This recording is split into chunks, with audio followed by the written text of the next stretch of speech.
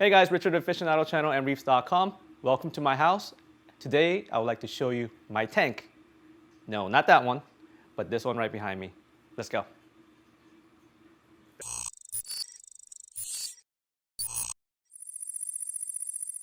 So about a year or so, I've been posting here and there about my personal build, my dream build of ELOS 210 XL. This tank is 254 gallons straight from Italy. It's been in the works for the last couple of years, and now I'm feeling pretty confident to show it to you guys and display what's been going on.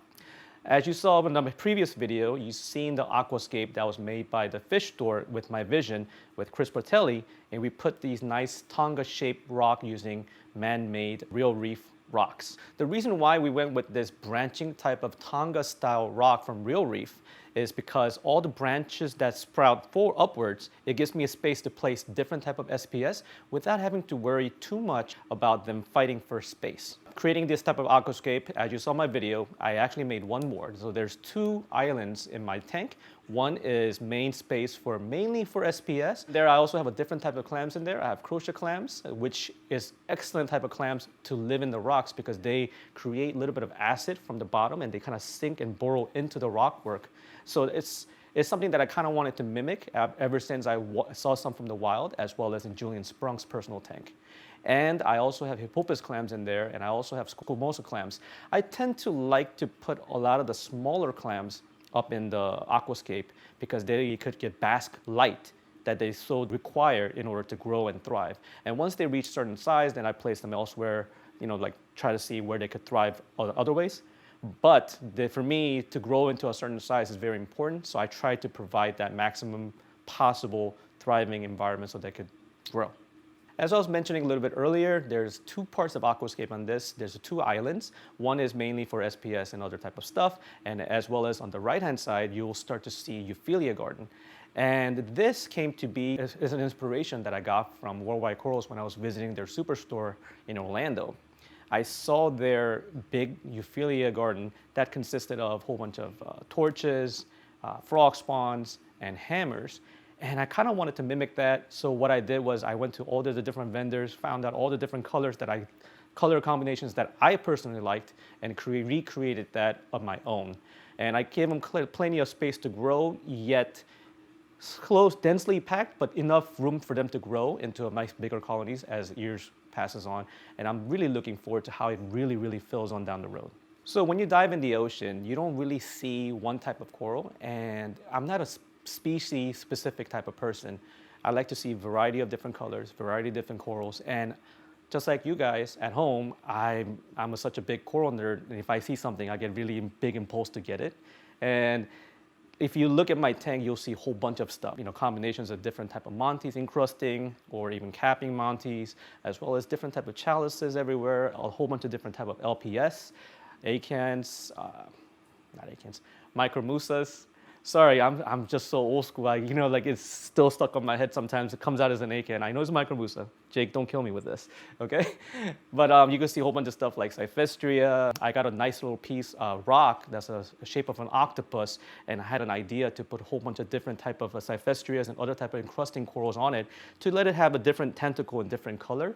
And I think it's coming out pretty good so far, but I think in about 6 months or so, when it's completely covered, I can't really wait to see it and showcase to you guys. So for those of you guys who's been following my journey, following my channel for a couple of years, you guys know that I'm a big advocate for aquaculture as well as captive breeding.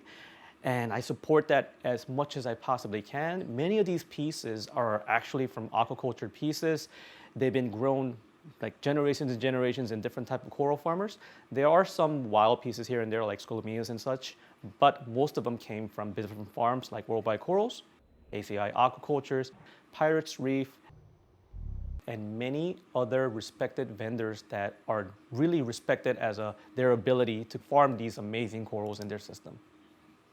And one piece in particular you'll see behind me is a Chalice. It's actually a Worldwide coral piece. It's called Space Invader, not Pectinia, but Chalice. The color of it resembles the Space Invader Pectinia, which is really well-known Pectinia in the industry. And we got that as a size of a quarter. And then you can see behind me now it's so big that it won't fit inside a 5-gallon bucket. I have to put it in a tub to get it. It took about 2.5 years to get to that size, but it's tremendous piece, and I couldn't dream to frag that piece up, so it's been growing and growing. First in my friend's tank, now in my tank, and it's gonna grow until it hits that dead spot, I guess. And if you look in the back, that's actually a Theresa Clam that started as an aquaculture piece, like a 1-inch piece from biota.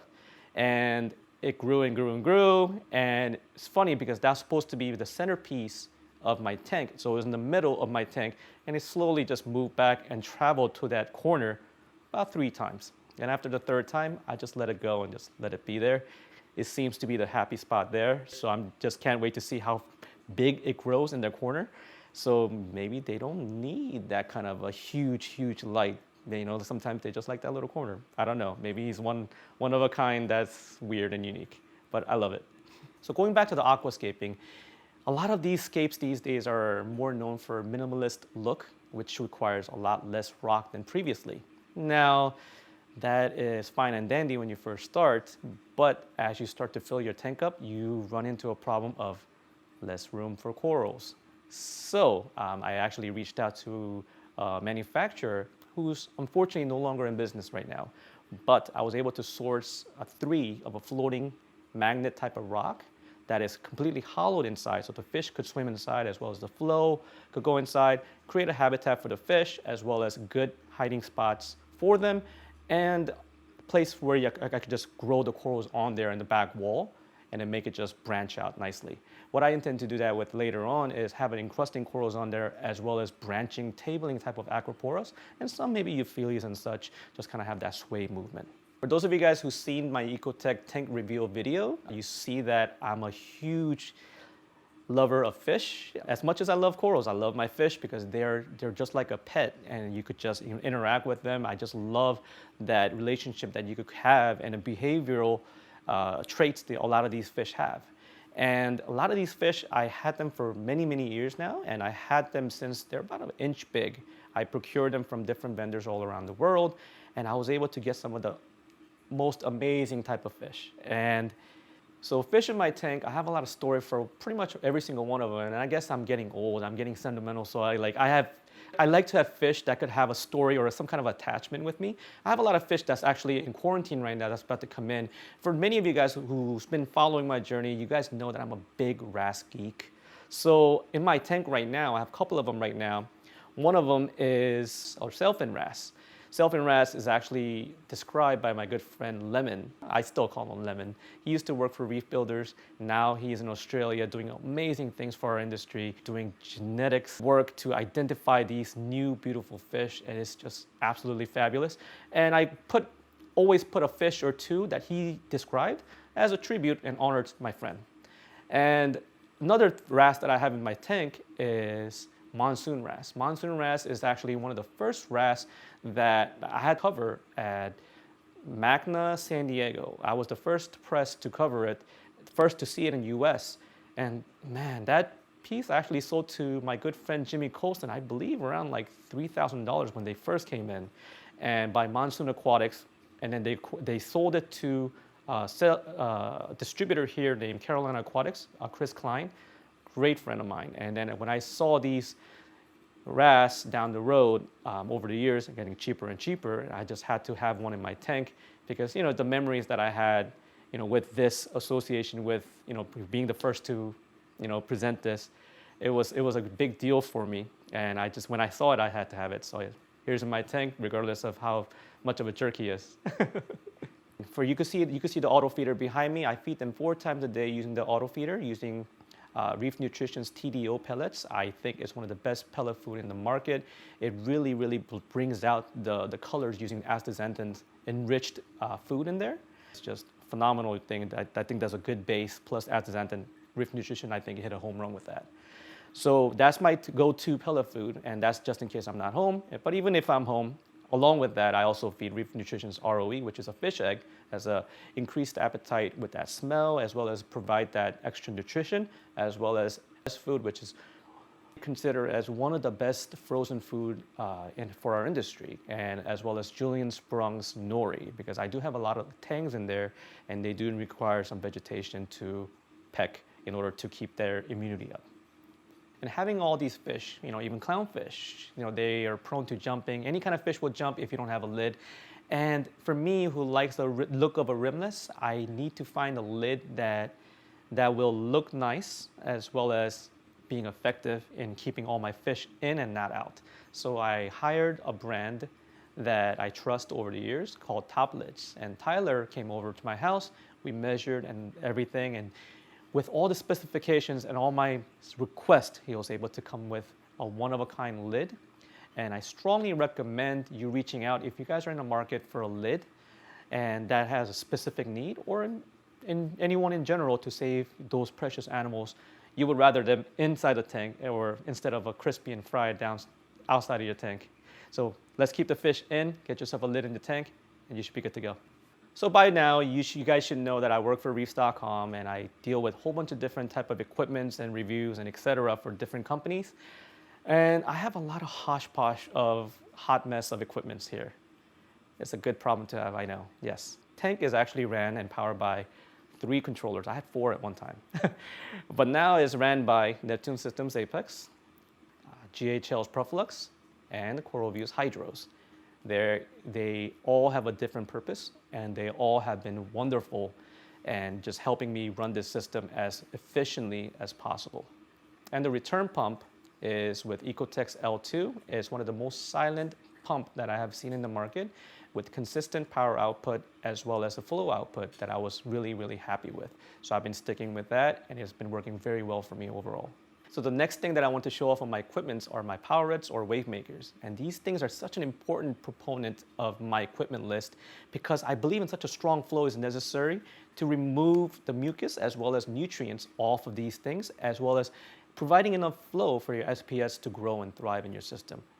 And for what I have on the corner of my tank, I have 3 MP60s to provide maximized flow to push this way. And then to sync that, I use Gyri 350 as well as MP40 on one side in order to counterbalance that. And in between the rock structures, I also hidden Seache SDC Extremes, 2 of those pumps in there so they get in between the crevices as well as the bottom of the structure, so it brings all the detritus to the forward. So later on, like I have this area where it creates a little dead spot where all the detritus will congregate, and I just siphon that out like every week or so and when I do a small water change. So I could just remove those spots and just easily removed. So I have a system that I made and it works. I think it's great. And for the flow, that's not all. I also have a custom-made RFG from BCA, and these random flow generators weren't actually available for ELOS brand. So I've been working with Antonio. I've been sending him my nozzles and my PVCs and such and my plumbing, and then he's been making the right size for it. And now he has builds and nozzles and RFG ready for the ELOS brand. So you could, for those ELOS owners like you guys who are watching, you guys could get them from Antonio or any other vendors that sell random flow generators online or local fish stores. All right, so going to the next list on my equipment, we're going to the heart of filtration. The Skimmer is made by MaxSpect. It's Aeroqua Dual. It's a dual pump skimmer. It's extremely effective in producing a lot of different types, thick skim mate as it requires. And I like it very much. It comes with a whole bunch of different bells and whistles that I really appreciate, such as built-in float switch. So as soon as a skim mate reaches a certain amount, it just kills the pump automatically, so we don't have that accidents where skim mates are just going everywhere in your system, putting nutrients back into your system that you worked so hard to remove. So we're going to the heart of our filtration. This sump is actually, almost everything in here is custom made, including the sump. Sump is made by CWT by my friend Josh from Clearwater Scrubbers. And I went with this because I really want to put the best type of, or biggest type of scrubber that I could find and place in there for my size of tank. His biggest is CW300, and I wanted that, even though it's slightly oversized. I feed with the shovel, so I need the best I can. With that, I'm able to keep the nitrates at my levels, which is around 5 to 10 range, and my phosphate levels are almost undetectable. And I also like algae scrubber because I don't like to use chemicals as much. I don't like to use chemicals for almost anything. And I still believe that Mother Nature's way is almost the best way to go with. And the sugar that the algae creates, I really believe the benefits of it, that I think that it grows the coral so much more because of all the enzymes that they kind of like react to. And my friend from Chris Meckley from ACI Aquaculture has been using it, seeing exponentially explosive growth in his coral farm with the algae scrubber on. So I saw it, I am a huge believer of it, and I'm gonna advocate for it until you tell me otherwise. And for this customized sump, I actually made a custom bracket to fit 2 of the Clarice's SK5000 for their Gen 2 versions. And it's been polishing my water pretty much, actually pretty too clean. So I had to open up a little bit so make sure the water flows through so that water stays not too clean so my nitrate doesn't bottom out. But it's been doing an excellent job and I would recommend it. My wife thanks me for not doing any more laundries of dirty filter socks in her laundry machine.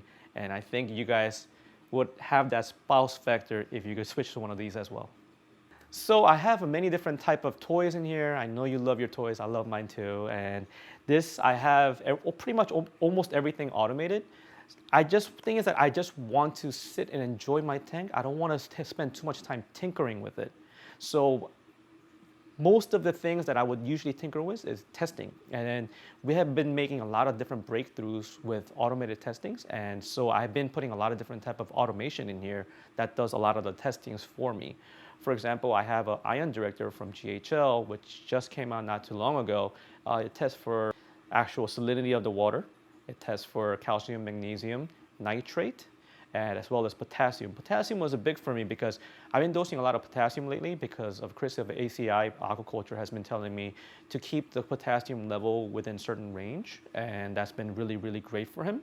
So I've been testing that out, and I've been able to keep it around like 450 to 475 with that machine, and I've been dosing accordingly with it. As well as I run the titration method of testing of Aquatronics that tests for alkalinity. It tests for 4 times a day. And I also have a Mastertronic, which tests for all the other stuff. I am going to change the calcium out, and I'm going to put iron in it, because iron, I believe, is one of the things that never gets tested for. However, it is imperative to test for because I have a lot of algae growing that consumes all of it, and iron in general is deficient in most cases in most tanks. I wanted to test for iodine in there in the Mastertronic as well, because iodine is one of those also other things that depletes extremely quickly. And I kind of want to experiment here and there and see if carbon removes iodine or how fast what removes it, and then how much I should place back to make the corals thrive in my system, if I could make it even better. The last automated test unit that I have is Neptune Systems Trident. It's one of the first units to test for both alkalinity, calcium, and magnesium. It works great as long as you follow the company's instructions. I see no problems using it. I love it. I love how everything works. It sits in my system and it does what it's supposed to do. It's just redundancies upon redundancies upon redundancies. So if one of them is off, then I just check.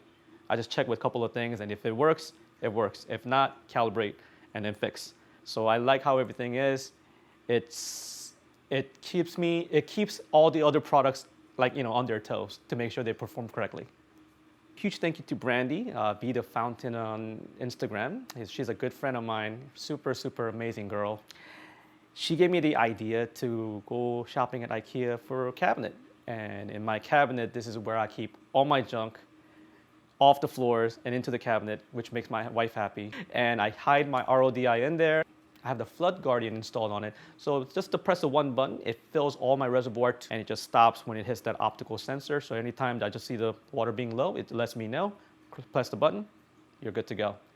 So that has been a godsend, and I've been able to hide a lot of my equipment in there, as well as all the wiring, all the towels, and the access equipments and test kits that otherwise will be lingering everywhere else. So I live in South Florida, but even when I live in South Florida, I don't have a chiller. I use a fans for evaporative cooling. It does make the water evaporate a little bit faster. However, it's been able to bring the degrees down to 3 degrees without any issues, and I barely hear it. It's a computerized fan made by Harry of Harry's Aquatics, who's local to me, but you guys often see him in Neptune Systems forums, as well as many different DIY forums for our hobby. And he made these fan cases, and they're fantastic, and they do their job wonderfully. So clarify the water, I have a UV sterilizer as well as the ozone. I know many people will be thinking like, what the heck, that's a really old school thing. Do they work? Are they safe? They're excellent if you know how to use it and for the right applications.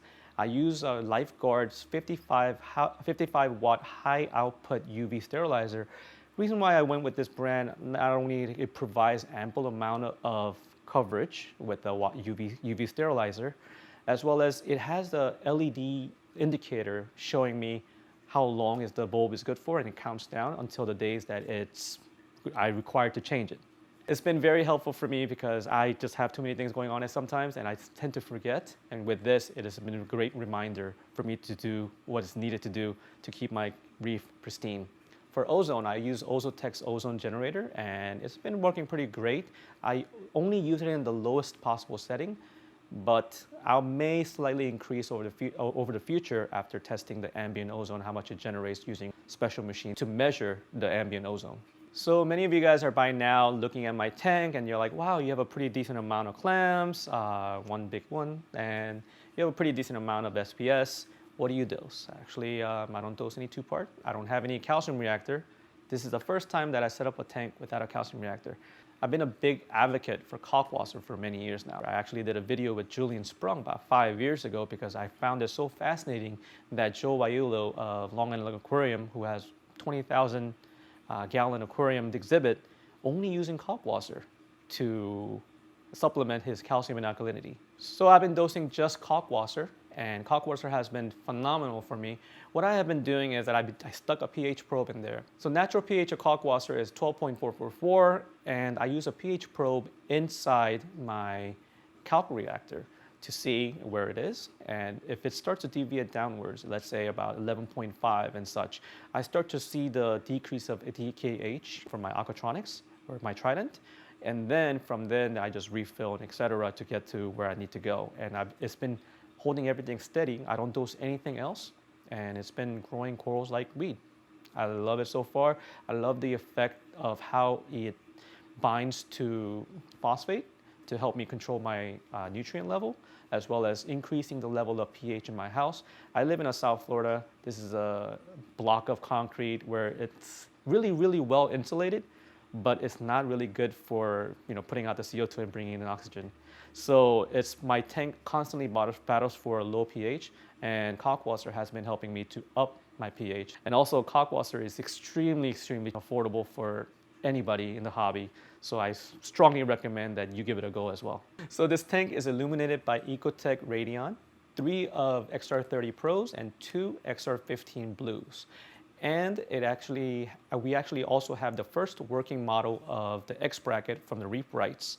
And I'm particularly fond of this model, not that because XR15s and XR30 doesn't do their job. They're actually phenomenal work. However, all the additional rock work that I have placed on the back, I need that little bit of a coverage where I could just kind of tweak a little bit just to make sure it gets all the fringent area, gets all the par that it needs.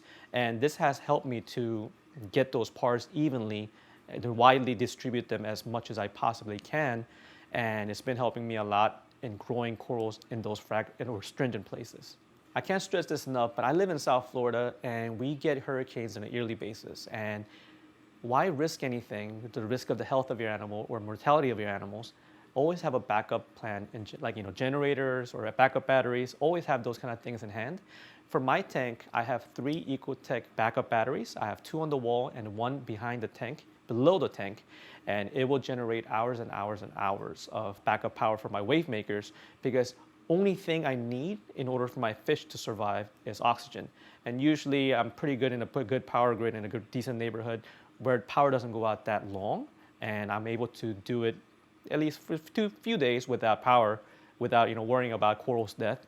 But fish, they need oxygen, they need that flow, so I have MP60s and MP40s running with those batteries, and they'll last me for days. Stand in the backdrop, and all the controller board and such is made from my good friend Kyle Elder of Adaptive Reef, and he made one-of-a-kind piece. This guy does phenomenal work. He's all around in our hobby doing some amazing stuff. If you haven't checked into his work, please check him out. He's an awesome guy. All right, guys, once again, my name is Richard. Thank you for coming over my house. Thank you for checking out this tank. I know it's a long time waiting just for this to happen. I was just looking for that right time. I always felt that it wasn't ready, but I feel now that it's somewhat of okay to present it to you guys and show what's been going around the scene. And I hope you guys enjoyed it. And if you have any questions, please feel free to comment down below. I'll be happy to answer them for you. Thank you and happy reefing.